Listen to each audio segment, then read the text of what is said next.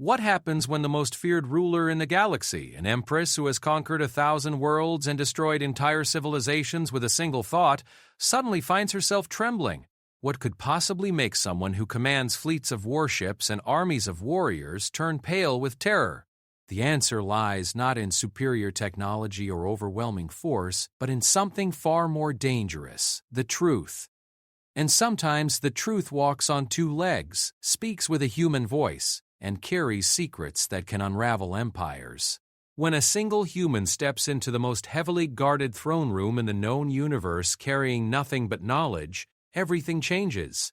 Because some secrets are so powerful that even the mightiest rulers will do anything to keep them buried. But what happens when those secrets refuse to stay hidden? This is the story of how one human's arrival turned the most powerful being in the galaxy into the most terrified.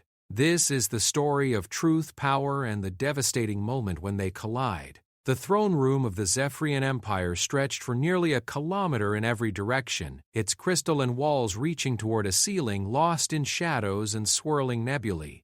Massive pillars of living metal twisted upward like frozen screams, each one carved with the names of conquered worlds, over 3,000 of them, each representing billions of lives now under the iron grip of Empress Vexthara. She sat upon the throne of echoing souls, a massive construct of black diamond and compressed starlight that hummed with the psychic energy of every being who had ever knelt before it. The throne itself was a weapon, capable of reading thoughts, manipulating emotions, and crushing minds with the Empress's will alone. Around her, the air shimmered with barely contained power, reality itself bending to accommodate her presence. Vexthara was beauty and terror incarnate. Her skin held the pale blue luminescence of deep space, marked with intricate silver patterns that pulsed with her heartbeat. 6 arms moved in perfect synchronization, each one adorned with rings of power that could level cities. Her eyes were twin galaxies, ancient beyond measure, holding the weight of eons and the screams of civilizations. When she spoke, her voice carried the authority of cosmic law itself. The court gathered around her was a collection of the most powerful beings in the known universe. General Korthok, whose species had once ruled a quarter of the galaxy before bowing to her might. Admiral Zelmira, whose fleet could crack planets like eggs. The Hierophant Mordoon, master of forbidden knowledge and keeper of reality-warping secrets. Each one commanded forces that could destroy solar systems, yet they all trembled slightly in her presence. Today's audience was routine: rebellions to crush, systems to conquer, the endless administrative work of ruling an empire that spanned half the galaxy. Vexthara processed reports with mechanical efficiency. The rebellion on Cantor 7 had been ended with the execution of 10 million civilians. The mining operation on Helios Prime was exceeding quotas despite worker casualties reaching 80%. The research station orbiting the black hole Charybdis had successfully weaponized temporal distortion. Normal reports. Normal day. Normal empire built on fear and absolute power. The Empress was reviewing the proposal to harvest the core of an inhabited star when the first alarm rang. It started as a low harmonic, barely audible, rising from deep within the palace structure. Then another joined it, and another, until the very air vibrated with warning sirens. The crystalline walls began to pulse with red light, and holographic displays materialized throughout the throne room, each one screaming alerts in the harsh angular script of the Zephyrian military. Unauthorized breach of dimensional barriers. Unknown entity detected in Sector 7. Security protocols failing across all levels. Reality distortion in progress. General Korthak stepped forward, his 4 eyes blazing with concern. His species, the Vraxi, had been conquerors themselves before meeting Vexthara. They understood warfare, understood power, understood fear. Right now, Korthak was afraid. "My Empress," he rumbled in a voice like grinding stone. "Something has penetrated our defenses. Our scanners cannot identify it. It appears to be moving through the palace levels, but our security forces report no visual contact." Admiral Zelmira's tentacles writhed as she consulted her personal combat computer. "Impossible. Nothing can breach our barriers without triggering quantum cascade reactions." The palace exists partially outside normal space-time. Even the most advanced civilizations we've encountered cannot— It's not using technology, interrupted the Hierophant Morden. The ancient being's voice was like wind through desert bones, carrying the weight of forbidden knowledge. His species had transcended physical form eons ago, existing as pure thought and will. If something could disturb him, it was beyond normal comprehension. Whatever approaches us moves through reality itself, as if the laws of physics are merely suggestions. This is not science. This is something else entirely. Empress Vexthara said nothing, but her grip on the throne's armrests tightened. The black diamond began to crack under the pressure, hairline fractures spreading like a spider's web. The psychic emanations from the throne intensified, reading the minds of everyone present, searching for threats, for deception, for any sign of betrayal. She found none. Whatever was coming was beyond the ability of her court to comprehend, much less orchestrate. The alarms grew louder, more displays materialized, showing security feeds from throughout the palace. Guards fell unconscious in hallways. Automated defense systems powered down without cause. Doors sealed shut, then opened again moments later. It was as if the palace itself was being systematically pacified by an invisible force. "How far?" the Empress asked, her voice carrying the chill of deep space. Approaching the inner sanctum, General Korthak reported, estimated arrival in 17 standard minutes. 17 minutes. Vexthahara had built her empire on the principle that nothing could threaten her. Her power was absolute, her knowledge vast, her will unbreakable. She had personally destroyed civilizations that spanned star clusters. She had broken gods and remade them as servants. She had looked into the heart of creation itself and forced it to acknowledge her supremacy. So why, for the first time in 3,000 years, did she feel the cold touch of uncertainty? "Deploy the Void Guard," she commanded. The Void Guard were her personal elite, beings pulled from the spaces between realities and bound to her will through cosmic forces that transcended mere loyalty. They existed partially outside normal space-time, making them nearly impossible to kill and absolutely loyal. Each one could fight entire armies and win. They were her final line of defense, reserved for threats that could endanger the Empire itself. Admiral Zelmira hesitated. "My Empress, the Void Guard are stationed at the dimensional barriers around your private chambers. If we deploy them now—" "Deploy them now!" The command cracked through the air like a physical force, causing several courtiers to stumble. The throne pulsed with dark energy, and for a moment the boundaries between dimensions flickered. Whatever approaches us, it dies before it reaches this chamber. The orders went out through channels that existed in folded space-time, reaching the Void Guard instantly across impossible distances. On screens throughout the throne room, the court watched as 30 beings of pure destruction materialized in the palace corridors. They were shadows given form, equipped with weapons that could cut through the fabric of reality itself. They took positions in a corridor leading to the inner sanctum, weapons charged, reality warping around them in preparation for battle. The Hierophant Mordoun extended his consciousness to observe them directly, his ancient mind touching theirs across dimensional barriers. 12 minutes passed in tense silence. Then the Hierophant jerked back as if struck. "They're gone," he whispered. "Impossible," Admiral Zelmira said. "The Void Guard cannot be destroyed by conventional means. They exist partially outside—" "Not destroyed," Mordoun interrupted. "Gone. Simply no longer there, as if they never existed at all." On the security displays, the corridor where the Void Guard had waited was empty. No bodies, no weapons, no sign of struggle.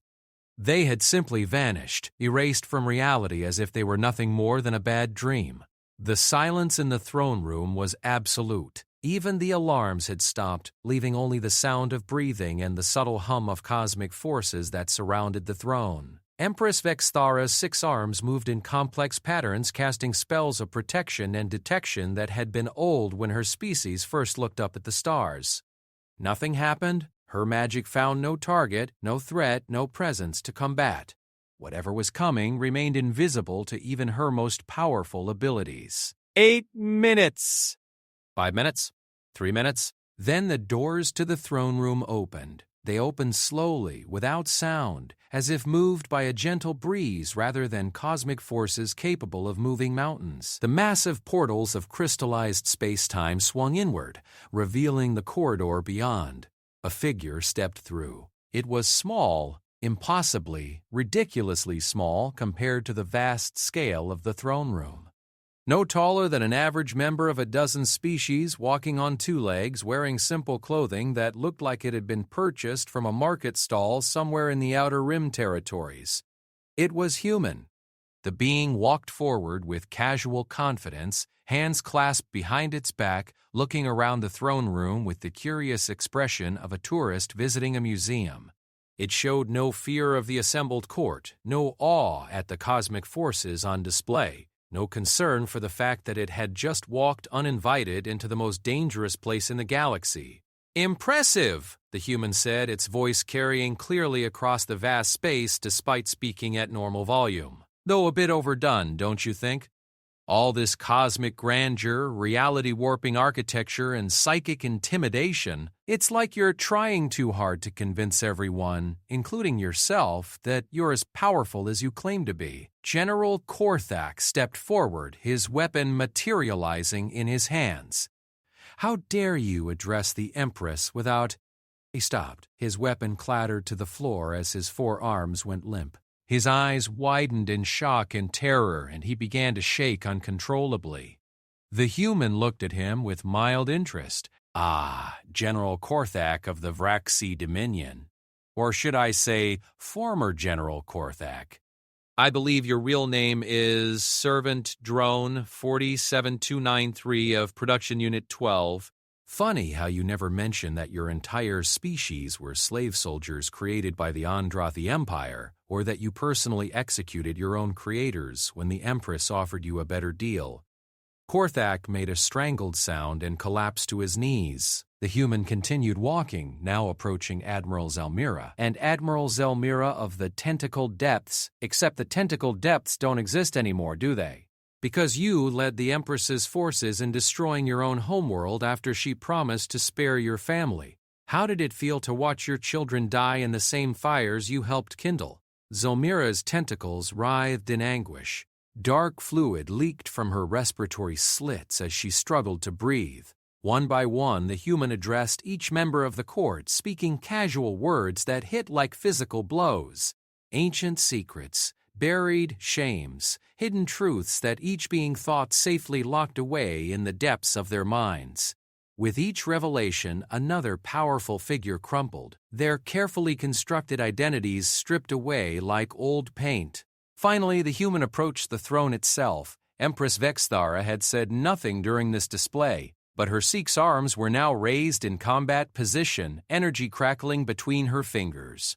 The throne of echoing souls was howling with psychic feedback, its black diamond surface blazing with the light of dying stars. The very air around her was fragmenting, reality breaking down under the pressure of her rage and fear.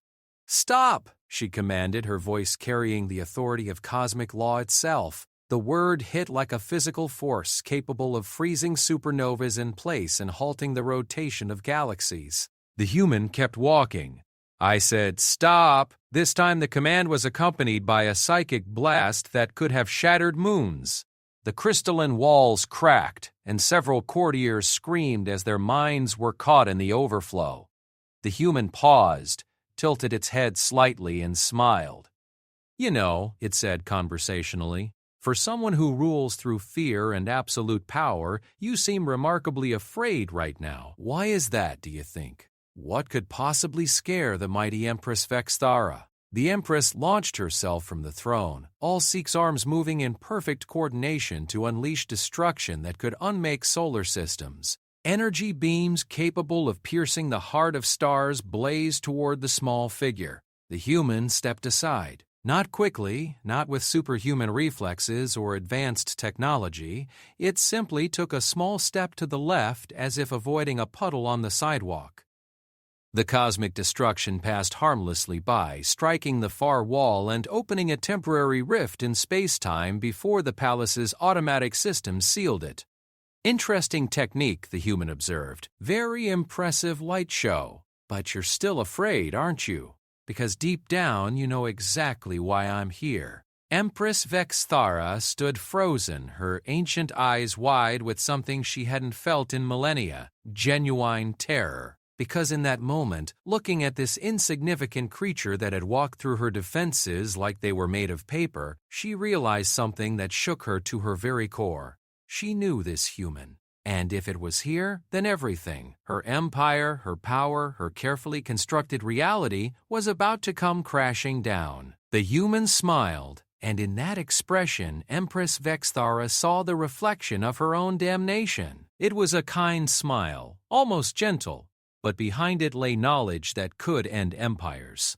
"Hello, Zara," the human said softly. The name hit the throne room like a physical blow. Several courtiers gasped. Others stepped backward in confusion and fear. The name Zara meant nothing to them, but the effect it had on their empress was unmistakable. The most powerful being in the galaxy had gone rigid, her 6 arms frozen mid-gesture, her galaxy eyes wide with terror. "That name," she whispered, her voice barely audible across the vast space, "is forbidden." "Forbidden by whom?" the human asked, taking another step closer. "By the Empress Vexthara who conquered 1,000 worlds and rules through fear? Or by the frightened little girl who once hid in the ruins of her burning village watching her family die?" The crystalline walls began to crack under the pressure of psychic energy radiating from the throne. The Hierophant Mordoon attempted to probe the human's mind and immediately recoiled, clutching his ethereal head in apparent agony. "Impossible!" he gasped. "Its thoughts are protected. By what? I cannot comprehend. It's as if this creature exists outside the normal flow of causality itself." General Korthak, still trembling on his knees, looked up with desperate confusion. "My Empress, what does it mean? Who is Zara?" The human answered before Vexthara could speak. Zara was her real name, before she became the thing sitting on that throne. Zara Vextithany, born in a small farming community on the outer rim of what is now the core of her empire. Sweet child, really? Loved flowers, wrote poetry, dreamed of becoming a teacher? Lies, Vexthara snarled, but her voice lacked conviction. Is it? The human reached into its simple clothing and withdrew a small worn book. The cover was faded and burned around the edges, but still legible. Poetry of Hope by Zara Vexthany, age 14. Should I read some of it aloud? I particularly like the one about the butterfly that learned to heal instead of just being beautiful. The book should not have existed. Vexthara had personally destroyed every trace of her former life, had erased entire databases and murdered everyone who might have remembered. She had spent centuries eliminating every scrap of evidence that she had ever been anything other than the Empress, eternal and terrible. Yet there it was, her handwriting, her words, her dreams from before the darkness consumed her. "Where did you get that?" she demanded. "From your brother." The words fell into absolute silence. If the mention of her original name had been shocking, this was catastrophic. The Empress Vexthara had no family, no past, no connections to anything beyond her empire and her power. She had always existed, would always exist, was beyond such mortal concepts as siblings or childhood. But Zara Vexthany had indeed had a brother. "Terran is dead," she said, her voice hollow. "He died in the fires with all the rest." "Did he?" The human's expression grew sad. "Or is that just what you told yourself to make the pain stop? Because I have some very interesting news about your brother, Zara. News that I think explains why you're so terrified right now." Admiral Zelmira, struggling to maintain her composure despite her earlier humiliation, forced herself to speak. "My Empress, surely this creature is attempting some form of psychological warfare. Your origins are irrelevant to—" "Irrelevant?" The human turned to face her, and Zelmira immediately fell silent. "Oh, Admiral, how little you understand! Let me tell you why the Empress's origins are the most relevant thing in the universe right now. The human began to walk slowly around the base of the throne, speaking in the tone of a teacher addressing students. You see, the story of how Zara Vexthani became Empress Vexthara is quite fascinating. The official history speaks of a spontaneous awakening of cosmic power, a chosen one destined to rule the stars. Very inspiring, very dramatic. Energy crackled between Vexthara's fingers as she tracked the human's movement. Enough. But the real story, the human continued, ignoring the threat, is much more interesting. It begins with a small farming world called HFY Prime, home to about 40 million people living simple, peaceful lives. They had no military, no defenses, no value except for the rare minerals in their planet's core. The court listened in fascination and growing horror as the humans spoke. None of them had ever heard this history before. The Korathi Empire wanted those minerals, the humans said. So they came with their fleets and their armies and their weapons that could boil oceans. 40 million people died in 3 days. Entire cities turned to glass. Families burned alive in their homes. General Korthak found his voice. What does this have to do with everything? The human said sharply. Because among those 40 million victims was a family called Vexthani. Mother, father, and 2 children, a girl named Zara and her younger brother Terran. Sweet children who had never hurt anyone, who spent their days helping in the family garden and dreaming about the future. Empress Vexthar's breathing had become labored. The throne's psychic emanations were growing chaotic, reading her emotional state and amplifying it back in a feedback loop that was causing reality distortions throughout the chamber. The Korathi found the family hiding in their cellar, the human continued remorselessly. They dragged them out into the street with thousands of others, made them watch as their world burned, made them watch as their neighbors died, made them watch as everything they loved was destroyed. The crystalline walls were now pulsing with red light, cracks spreading like spiderwebs across their surface. The very air was becoming thick and oppressive, charged with barely contained cosmic forces. But here's the interesting part, the human said, stopping directly in front of the throne. When the Korathi soldiers raised their weapons to execute the survivors, something happened. A 14-year-old girl watched her parents die and felt something break inside her mind, something that had been holding back an ocean of power that was never meant to exist in mortal form. Now Vexthara was openly trembling. "Stop!" the girl screamed. The human said, its voice growing softer but somehow more terrible, and when she screamed, reality screamed with her. The Korathi fleet, 2,000 ships, each capable of destroying continents, simply ceased to exist. Not destroyed, not damaged, just gone, as if they had never been there at all. The court was staring in horrified fascination. They had always wondered about their empress's origins, but had never dared to ask. Now they were learning truths that made their previous understanding seem laughably inadequate. But power like that, the human continued, power drawn from that depth of pain and rage and loss, it changes you. It burns away everything you used to be and leaves something else in its place. The girl who loved flowers and wrote poetry died that day just as surely as her parents did. What crawled out of the ashes was something new, something that would never feel that helpless again, Vexthara whispered. Exactly. Something that would conquer the universe rather than risk being conquered. Something that would rule through fear because it knew exactly how helpless the innocent could be when faced with true cruelty. The human's voice carried genuine sympathy now. You became everything you once feared, Zara, not because you were evil, but because you were terrified. The admission hung in the air like a physical presence. The most powerful being in the galaxy reduced to the frightened child she had tried so hard to forget. But here's what you never knew, the human said gently. Your brother didn't die that day. The words hit Vexthara like a physical blow. She stumbled backward, her 6 arms failing to find purchase on the throne's armrests.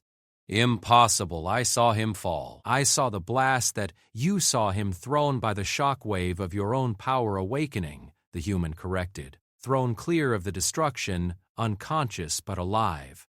When he woke up, everything he had ever known was gone, including his sister, who he believed had died with everyone else. The human reached into its clothing again and withdrew a small holographic projector. The device activated, filling the air above it with a three-dimensional image that made the entire court gasp.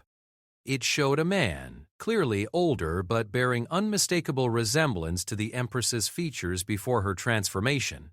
He was working in what appeared to be a medical facility, tending to injured children with gentle hands and a kind smile. Terran Vexthany, the human said simply, now calling himself David Healer because he couldn't bear to keep the family name after losing everything. He survived the destruction of HFY Prime, was rescued by a passing merchant vessel, and has spent the last 3,000 years trying to heal the wounds that war leaves behind.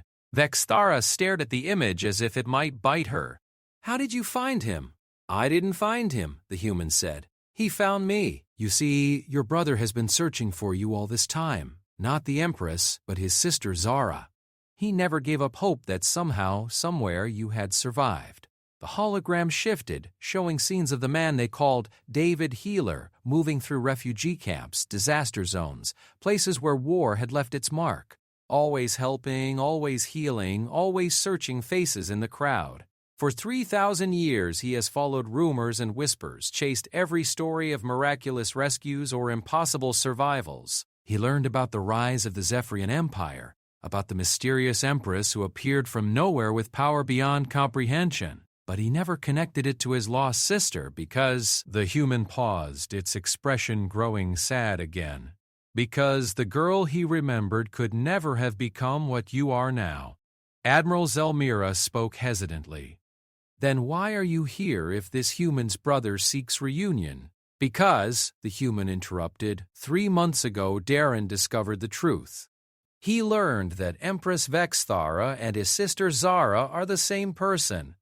He learned what his sweet, gentle sister had become. The throne room fell silent except for the sound of cracking crystal and the hum of cosmic forces under strain. "And how did he react?" Vexthara asked, though her voice suggested she dreaded the answer. The human's smile was infinitely sad. "He cried for 6 days straight. Then he asked me to come here and deliver a message." "What message?"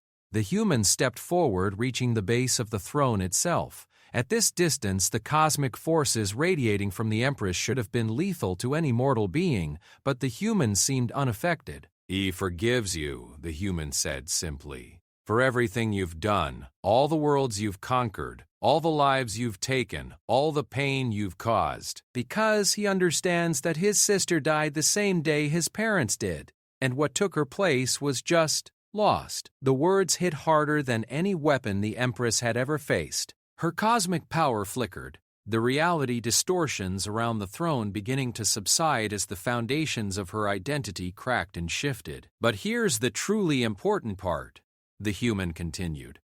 "He wants you to know that Zara isn't completely dead. She's still there, buried under 3,000 years of pain and power and fear. And he believes, we believe, that she can still be saved." "We?" Vexthara whispered. The human smiled, and for the first time since entering the throne room, its expression held something other than sadness or gentle reproach. It held hope. "Oh yes," the human said. "Did I forget to mention?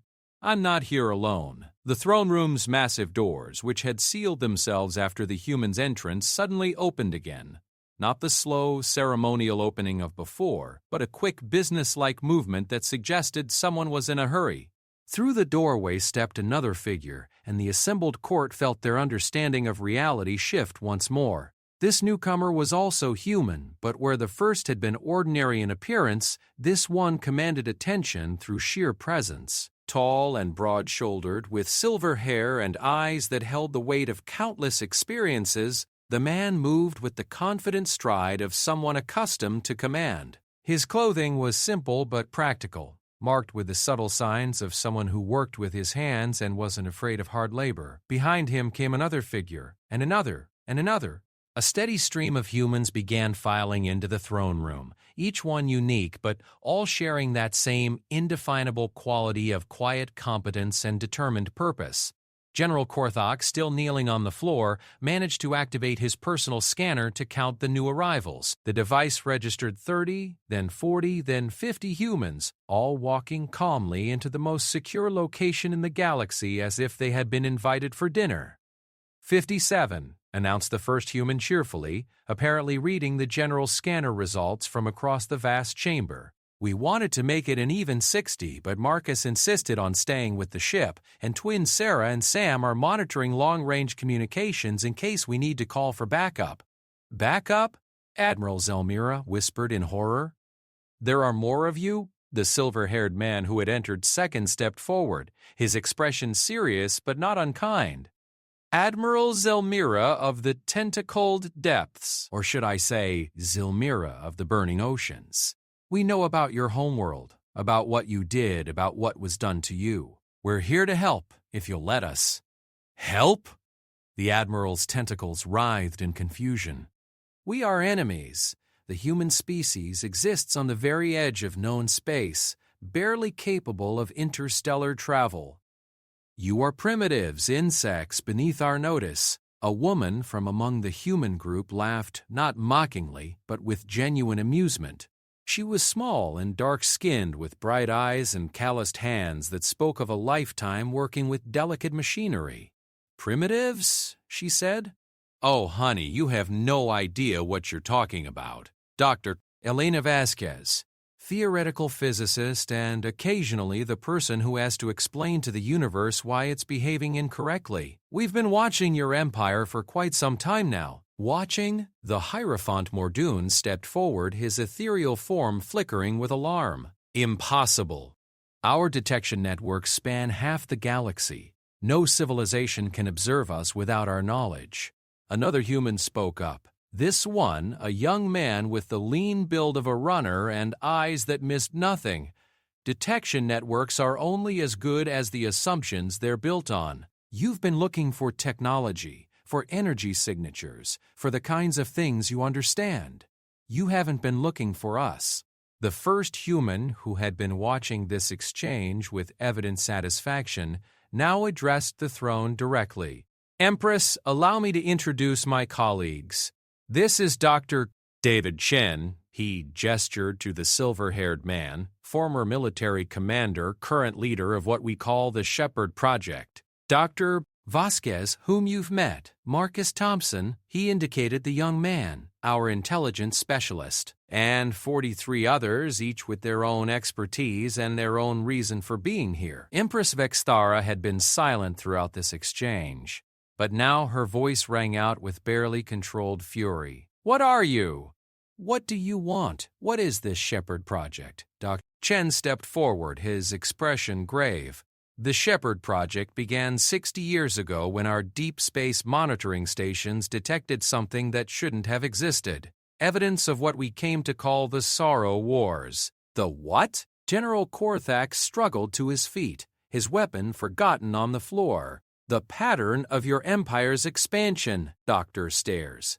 Vasquez explained, her voice taking on the tone of a lecturer addressing students. Every conquest follows the same basic structure.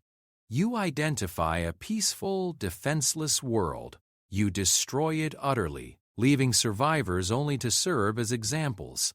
You broadcast the destruction across local space to terrify nearby systems into submission. It's not just conquest, it's systematic traumatization on a galactic scale. The young man, Marcus Thompson, continued the explanation. What makes it really insidious is that it works. Civilizations surrender without fighting because they've seen what happens to those who resist. Entire species accept slavery rather than face extinction. Your empire doesn't just conquer worlds, it breaks souls. Dr. Chen's voice carried the weight of personal pain. We called them the Sorrow Wars because that's what they left behind. Entire sectors of space filled with broken peoples who had lost the will to resist. Civilizations that had existed for thousands of years reduced to cowering servants in their own star systems. A woman near the back of the human group spoke up. She was older, with gray hair and the steady hands of a surgeon. I'm Dr. Rebecca Walsh, xenopsychologist. I spent 20 years studying the psychological profiles of the Empire's subject peoples. The trauma patterns are unlike anything in recorded history. Entire species suffering from what we might call civilizational PTSD. Empress Vexthera's 6 arms were now clenched into fists, cosmic energy crackling between her fingers. You speak of trauma? Your species knows nothing of true suffering. You have never faced the choice between submission and extinction, haven't we? The first human's voice was soft, but it carried clearly across the vast chamber. Let me tell you about Earth, Empress. Let me tell you about humanity's introduction to the wider galaxy. A holographic projector materialized in the air above the humans, displaying images that made the assembled court gasp in recognition and horror. 68 years ago, the human continued, the first alien visitors arrived at Earth. They came in peace, they said. Representatives of a great galactic community, eager to welcome humanity to the stars. The hologram showed sleek alien ships descending toward a blue-green world, crowds of humans watching in wonder and excitement. The Korathi Empire, Dr. Chen said grimly, the same empire that destroyed HFY Prime. They had discovered Earth during their expansion into what they considered empty space. 47 billion humans living on one world, completely defenseless, utterly naive about the nature of galactic civilization. The images shifted, showing the horror that followed. Cities burning, humans fleeing in terror, alien soldiers herding civilians like livestock. They killed 4 billion people in the first day, Dr. Walsh said, her voice clinical but her hands shaking. Targeted strikes against every major population center, every government facility, every military installation, not to destroy humanity but to demonstrate how helpless we were. Empress Vexthara found herself leaning forward despite herself. She remembered the Korathi Empire well. They had been one of her first targets when her power awakened, utterly destroyed in her initial rampage of conquest and revenge. The survivors were sorted, Marcus Thompson continued, scientists and engineers to be slaves in their research facilities, physically strong humans to be laborers, artists and thinkers to be, he paused, swallowing hard, entertainment. Children under the age of 16 were to be indoctrinated and raised as Korathi auxiliaries, Dr. Vasquez added. Adults over 60 were considered useless and marked for immediate execution. Everyone else was assigned to agricultural work under conditions designed to keep them alive but broken. The hologram showed scenes of devastation and human suffering that rivaled anything in the Empire's archives of conquered worlds. But then something changed in the images. The humans began to organize, began to resist, began to fight back with primitive weapons against impossible odds. We learned something about humanity that day, the first human said. We learned that we don't break easily. The Korathi expected us to surrender, to accept our fate like so many others had. Instead, we did something they didn't expect. What? Admiral Zelmira asked, her tentacles writhing with fascination despite her fear. Dr. Chen smiled, and it was a smile with teeth. We got angry. Not broken, not traumatized into submission, angry. 47 billion people, reduced to 43 billion, and every single survivor absolutely furious. But what could you do? General Korthak protested. Primitive weapons against advanced technology? It's impossible to. You're thinking like a conventional military mind, Marcus Thompson interrupted. You're thinking about fleets and armies and direct confrontation. But humans don't think that way when we're backed into a corner. We think about everything else. The hologram shifted again, showing scenes of apparently random human activities. Workers in laboratories, children playing in groups, elderly people gathering to tell stories. We learned, Dr. Walsh explained. Every piece of Korathi technology we could steal, examine, or reverse engineer, every weakness in their psychology, their culture, their military doctrine, every possible advantage we could find or create. The children were particularly effective, Dr. Vasquez added with dark satisfaction. Turns out the Korathi indoctrination programs weren't designed to handle human cognitive flexibility. Instead of becoming loyal auxiliaries, our children became perfect spies, learning everything they could about their captors while pretending to be broken. And the elderly, Dr. Chen said, who were supposedly useless, they became the keepers of human knowledge and culture, making sure that no matter what the Korathi did to us, we would never forget who we were. The first human nodded approvingly. 23 years. That's how long it took. 23 years of careful preparation, of learning, of planning, of turning every apparent disadvantage into a weapon. And then, on the anniversary of our world's conquest, we struck back. The hologram showed the end of the Korathi occupation, not a glorious battle between starships, but something far more devastating. Korathi soldiers collapsing as their own medical nanites turned against them. Korathi commanders receiving false orders through their own communications networks. Korathi ships losing power as their energy systems were sabotaged from within. We didn't defeat the Korathi Empire in battle, Marcus Thompson said. We convinced them to defeat themselves. Every system they used to maintain control, we turned into a weapon against them. Every advantage they thought they had, we made into a vulnerability. But the most important thing, Dr. Walsh added, was what happened afterward. We had our revenge, our freedom, our world back. We could have stopped there, could have isolated ourselves from the galaxy and never risked contact with aliens again. But we didn't, the first human said, because in those 23 years of occupation, we learned something that changed us forever. We learned that we weren't the only ones who had suffered this way. The hologram now showed images of other worlds, other species, all bearing the scars of Korathi conquest and occupation. The galaxy was full of broken peoples. Dr. Chen explained civilizations that had been crushed, traumatized, left barely alive in their own homes.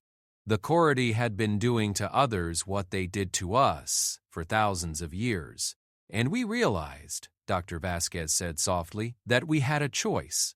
We could use our freedom to hide, or we could use our knowledge to help. Empress Vexthara was staring at the humans with an expression of growing horror and fascination. You formed an alliance against the Korathi. More than that, the first human said, we formed a network, not a government, not an empire, but a project. The Shepherd Project, dedicated to finding civilizations that had been broken by conquest and helping them heal. Healing, Dr. Walsh continued, doesn't just mean medical treatment.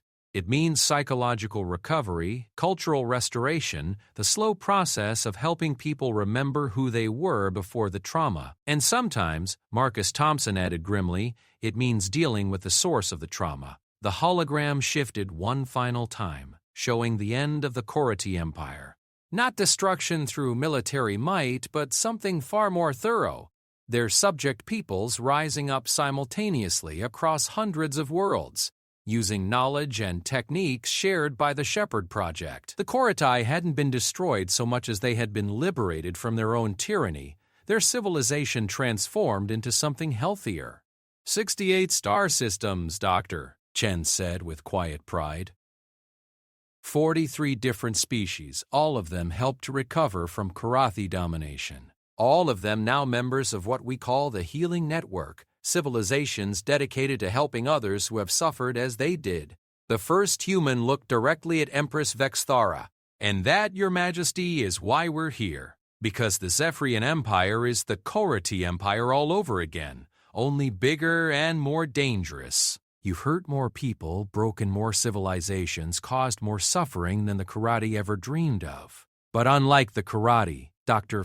Walsh added gently, we believe the Empress can be healed, because we understand that Empress Vexthara is not a monster who chose evil. She's a traumatized child who chose survival and then forgot how to stop. Your brother Darren helped us understand, Marcus Thompson explained.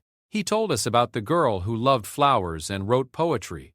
He helped us see that the Empress isn't the real problem. The real problem is that Zara has been trapped inside her own fear for 3,000 years. Dr. Chen stepped closer to the throne. We're not here to conquer you, Empress. We're not here to destroy your empire through military force. We're here to do something much more dangerous to your current existence and much more hopeful for your future. What? Vexthara whispered. The first human smiled, that same gentle, hope-filled smile that had started this entire confrontation. We're here to rescue Zara.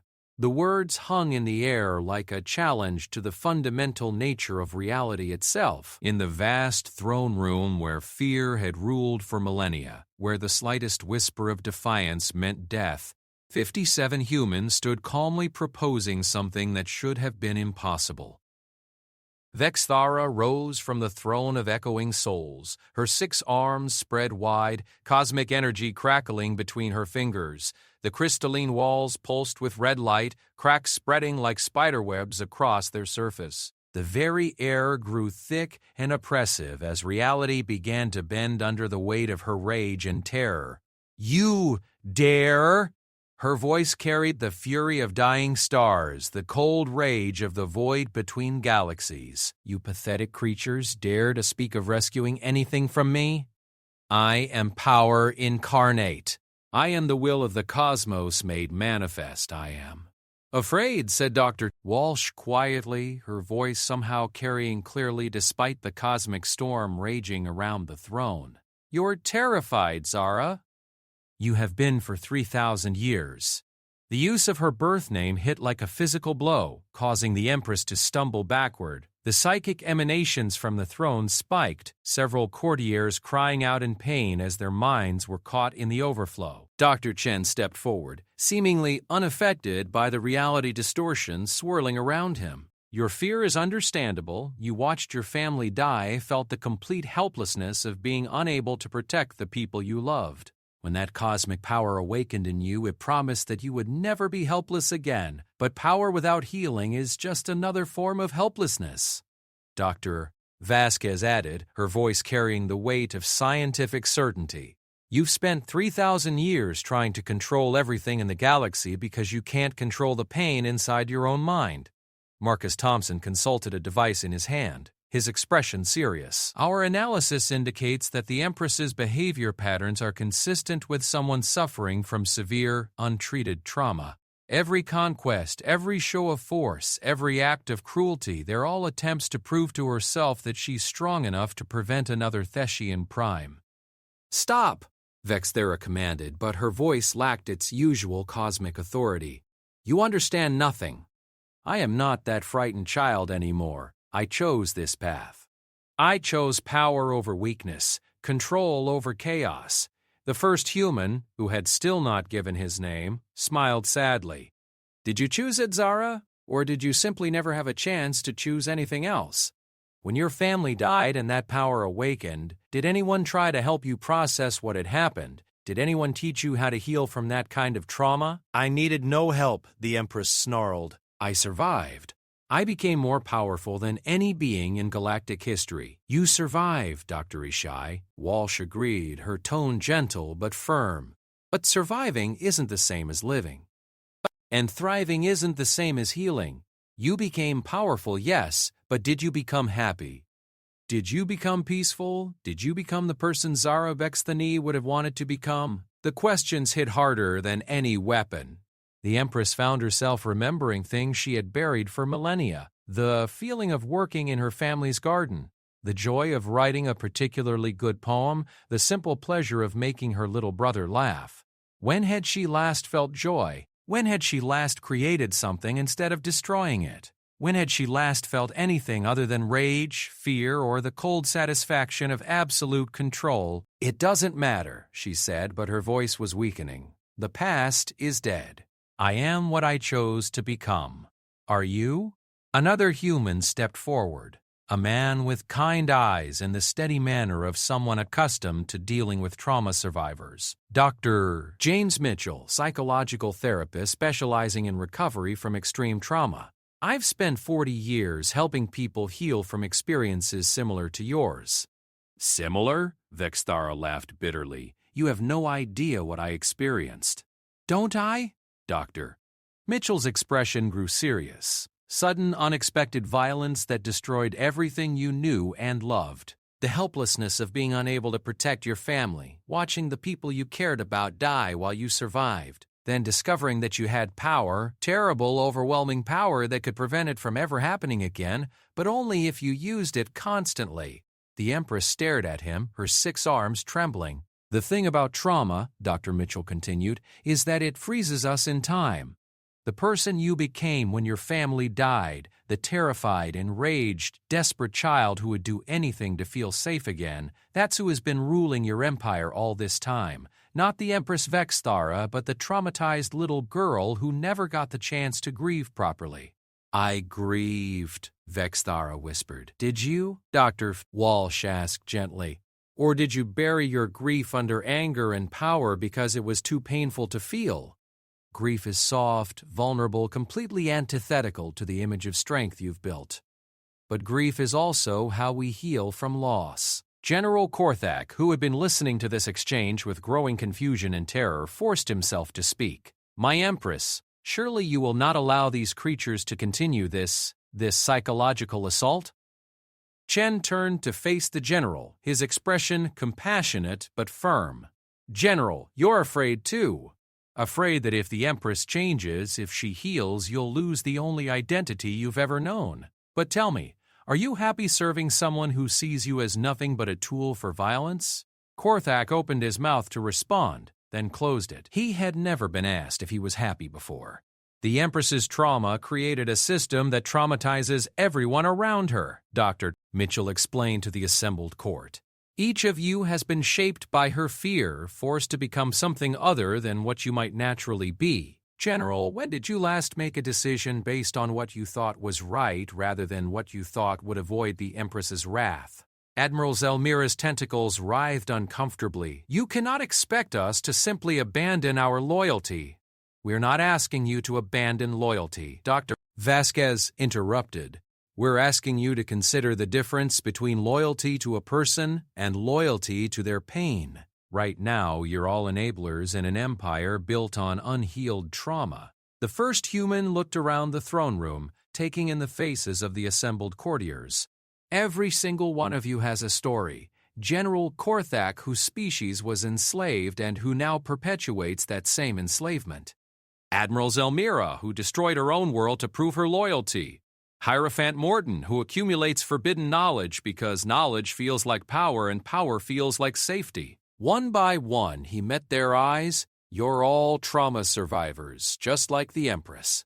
You've all found ways to cope with pain by causing pain to others. But what if there was another way? What way? The Hierophant asked, his ethereal form flickering with uncertainty. Dr. Walsh smiled. Healing. Actual, honest healing. Not the kind of power that controls others, but the kind of strength that comes from making peace with your own pain. It's not easy, Dr. Mitchell warned. Recovery from severe trauma is one of the hardest things a person can do. It requires facing the pain you've been running from, feeling the grief you've been avoiding, admitting that the coping mechanisms you've built might be hurting both you and others. But it's possible, added Dr. Chen. We've seen it happen before. We've helped entire civilizations learn to heal from collective trauma. We've watched broken peoples become whole again.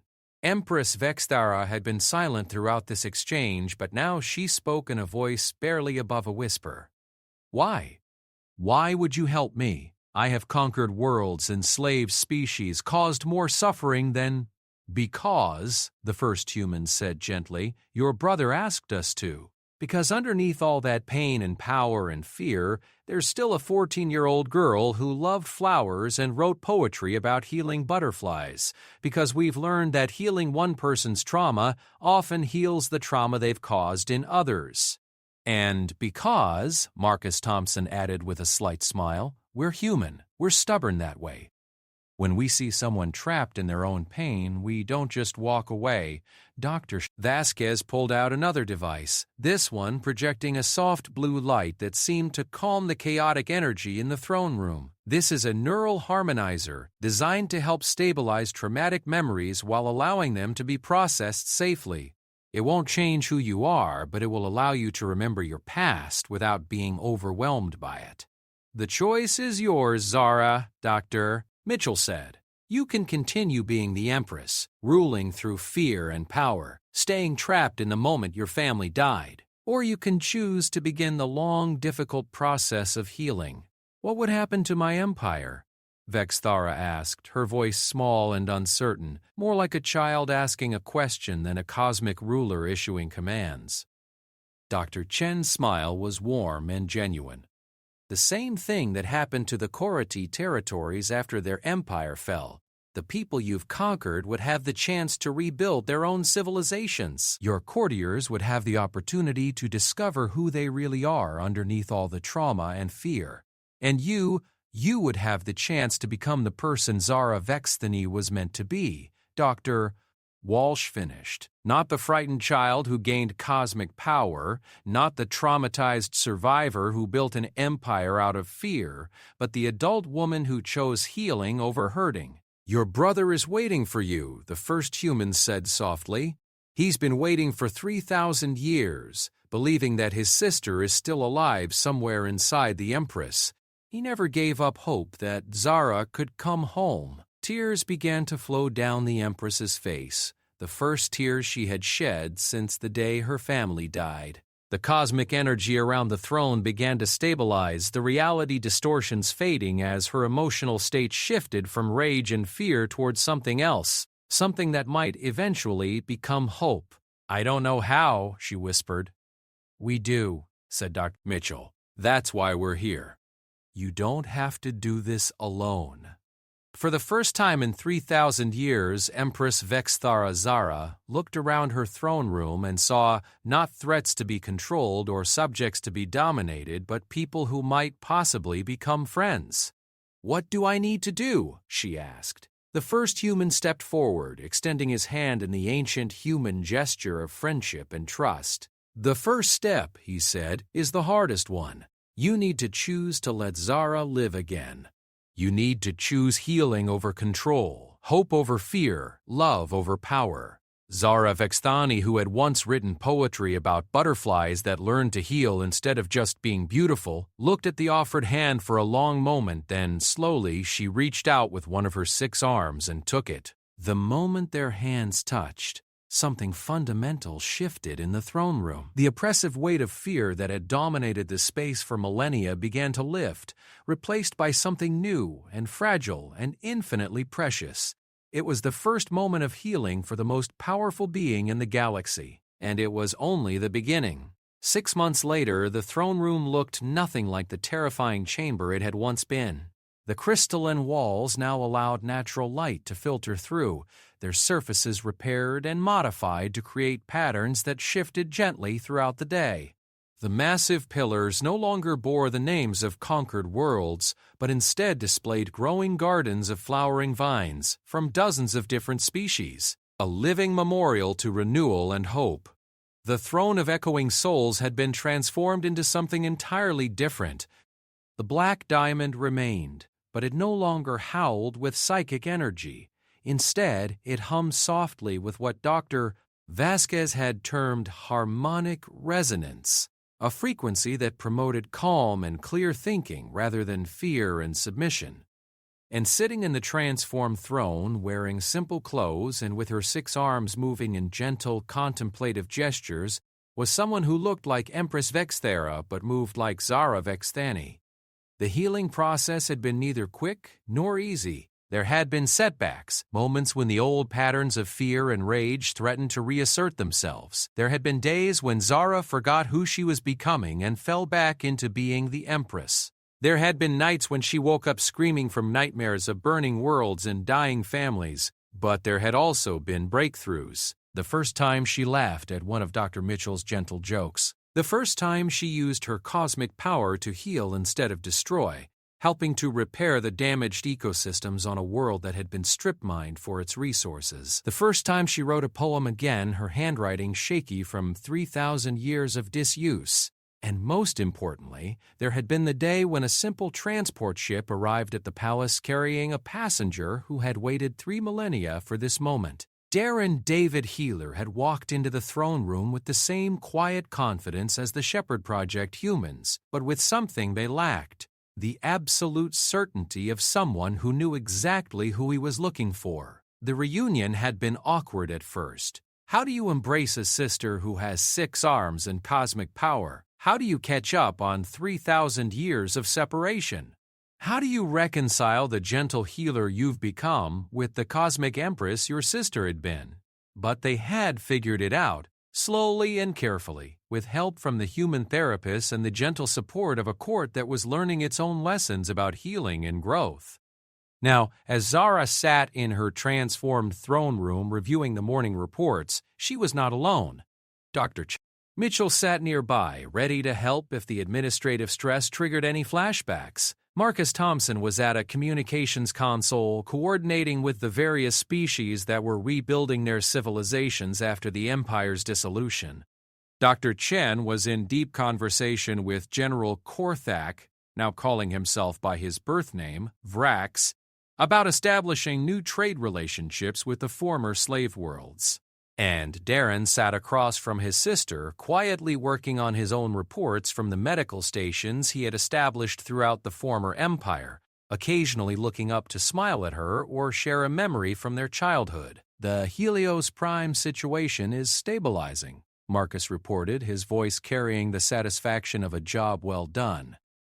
The mining operations have been completely shut down, and the population is being relocated to the restored surface cities. The former overseers are participating in the reconciliation process. Zara nodded, making notes in the margin of her own report. What about reparations? The mining damaged their ecosystem for 3 generations. Already in progress, Dr. Uprise. Vasquez's voice came through the communications system from her current location aboard one of the restoration ships. We're using a combination of their own traditional restoration techniques and some of our newer bioengineering approaches. The planet should be fully healed within 50 years. And the Karathi Memorial Project? Zara asked. Darren looked up from his medical reports, his expression thoughtful. The survivors are divided. About half want to participate in creating a remembrance site where HFY Prime used to be. The others feel it's too painful. We're respecting both choices. It had been Zara's idea to create memorials for all the worlds destroyed during her reign as Empress. Not monuments to conquest, but spaces for grief and remembrance and eventual healing. The project was massive. Over 300 worlds had been completely destroyed, and thousands more had suffered severe damage. But the Shepherd Project had experience with large-scale healing efforts. Any word from the Andrathi territories? She asked. General Korthak Vrax looked up from his conversation with Dr. Chen. His 4 eyes, once blazing with military authority, now held the gentler expression of someone learning to value cooperation over domination. The former slave species are adjusting to self-governance. There have been some conflicts, but they're resolving them through the mediation processes we established. No military intervention has been requested. It was still strange to see her former general speaking about conflict resolution instead of conquest, but Vrax had thrown himself into the healing process with the same dedication he had once shown to warfare. He was learning about his own people's history before their enslavement, reconnecting with cultural traditions that had been suppressed for millennia. Dr. Mitchell, Zara said, turning to her therapist, I've been having the dreams again. The human's expression grew attentive but not alarmed. Over the months, they had all learned to recognize the difference between the nightmares that signaled regression and the difficult dreams that were part of processing trauma. The Burning World's dreams or the family dreams? He asked. Both, Zara admitted. But they're different now. In the Burning World's dreams, I'm not the one causing the destruction. I'm trying to stop it. And in the family dreams, she paused, her voice growing soft. We're all together, and we're safe. That sounds like progress, Dr. Mitchell said with a smile. Your subconscious mind is beginning to imagine alternatives to the trauma patterns it's carried for so long. Darren set down his reports and moved to sit closer to his sister. Zara, do you remember what you used to say when we were children? Whenever I had nightmares? She thought for a moment, then smiled, an expression that still looked strange on her cosmically transformed features but was growing more natural each day. That dreams are just stories our minds tell us, and we get to choose how the story ends. Exactly. and now you're choosing different endings. Admiral Zelmira, who had reclaimed her birth name, Zalara, and was working with aquatic rehabilitation projects throughout the former empire, appeared on the communications screen. Her tentacles no longer writhed with anxiety but moved in the graceful patterns of her species' natural behavior. "Zara," she said, her voice carrying excitement, "you need to see this. We've established contact with a previously unknown civilization in the outer spiral. They call themselves the Meridian Collective, and they're like us?" "Like us?" Zara asked. "Trauma survivors who built a civilization based on healing rather than conquest. They heard about what we're doing here and want to share their experiences. They have techniques for large-scale psychological recovery that we've never seen before." Dr. Chen looked up with interest. The Shepherd Project could learn from them. We're always looking for new approaches to civilizational healing. Marcus Thompson was already working at his console. "I can establish a formal diplomatic contact protocol. This could be the beginning of something significant, an alliance of healing civilizations." The idea filled Zara with something she was still learning to recognize as hope. For 3,000 years, she had built her empire on the principle that power came from isolation, that strength meant never needing anyone else. Now she was discovering the very different kind of strength that came from connection, cooperation, shared purpose. "There's something else," Darren said quietly, "something I've been meaning to tell you." Zara felt a familiar flutter of anxiety, the old fear that any news might be a threat to be controlled. But Dr. Mitchell caught her eye and gave her the subtle hand signal they had developed for moments like this. "Breathe. Ground yourself. Remember that you are safe." "What is it?" she asked.